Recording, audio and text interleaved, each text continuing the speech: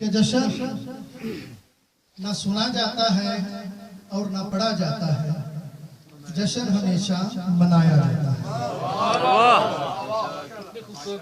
تو میں چاہوں گا کہ ہم سب مل کے جشن منائیں، تو توجہات میری طرف مرکوز رکھیے گا۔ بس ایک دو باتیں جلدی جلدی آپ کی سنی سنائی آپ کی گزار کرنی ہے، وقت بہت مختصر ہے۔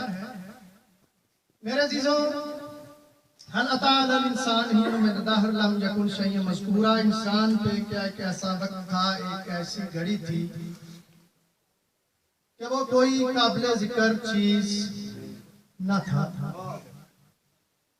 خلقت انسانی کے بارے میں قرآن نے مختلف جگہ پر اس موضوع کو اجاگر کیا ہے۔ آیات کا ترجمہ ہی میری تمہید ہے، تو میں جملہ آپ کی نظر کر دوں گا۔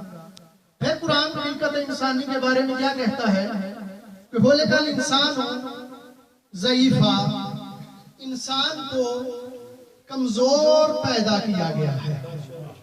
توجہ رکھیے گا، خلق الانسان ضعیفا، انسان کو کمزور پیدا کیا گیا ہے۔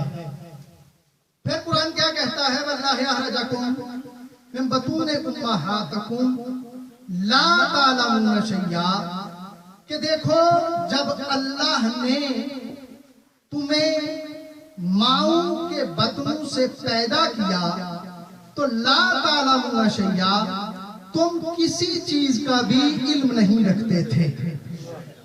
توجہ ہے نا صاحب سے بات؟ پہلے کیا کہا کہ خلق الانسان ضعیفا، باتیں آپ کی سنی ہوئی۔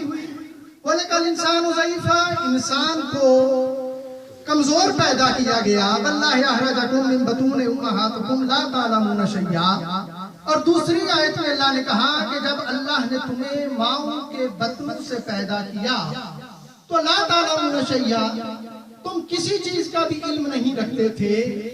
گویا اس کائنات میں آنے والا ہر بچہ کمزور بھی ہوتا ہے، لا تعلمون شیئا کے تحت جاہل بھی ہوتا ہے۔ جب سمجھ آئے میرا ساتھ ضرور دیجئے گا۔ قرآن کہتا ہے